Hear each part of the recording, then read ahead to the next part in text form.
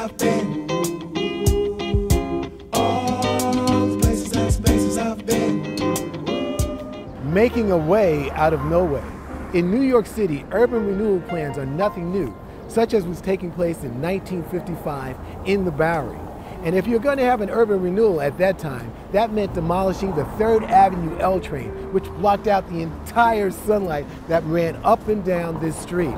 That would provide the needed sunlight for the grimy sidewalks, winos, flop houses, and dives that were here, providing new business and new neighbors. This cleanup inspired the Termini brothers, Iggy and Joe, to do something about what was going on. You see, they owned a bar called the Number 5 Bar, located between 4th and 5th Street.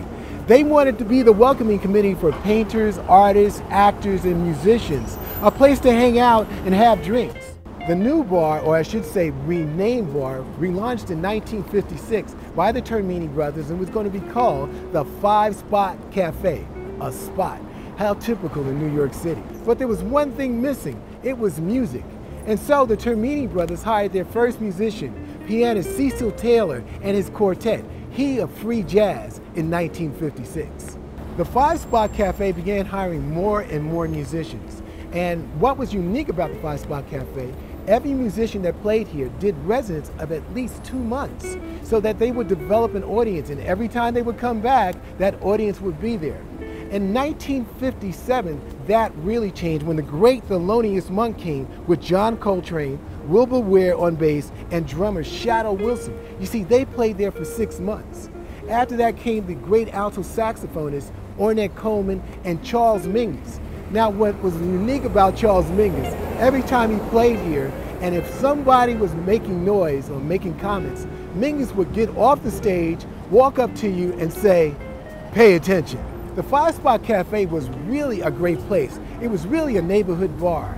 There was no cover charge, no A-list, no snobbery. It was a lot of people just hanging out, listening to great jazz. And the stage was no more than about 2 feet off the floor. There were no mics, no sound check, nothing like that was going on. But it was just a great room to hear great music here at the 5 Spot Cafe. Now, I first started off and said urban renewal at the beginning of this piece. Well, the 5 Spot Cafe became a victim of urban renewal. You see, they demolished the building and the Termini brothers, Iggy and Joe, had to find a new place. They found that place at 2 St. Mark's Place, right here in the Bowery. The new 5 Spot Cafe had a bigger room and a great sound system, a modern sound system, and now had developed a reputation in the jazz world as the place to be for all jazz giants. There were several great live recordings by Charles Mingus, Thelonious Monk, Yusef Lateef, Eric Dolphy, Randy Weston, and so many more, just to give you a taste of what had happened at the new 5 Spot Cafe located at 2 St. Mark's Place. You know, all good things must end. And at the 5 Spot Cafe, live jazz was starting to wane in 1967.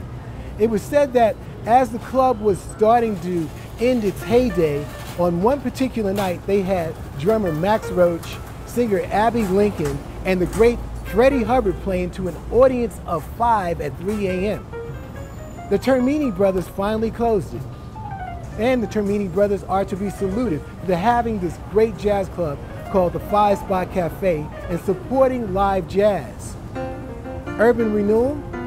Well, it's still going on here at the Bowery, another place and space.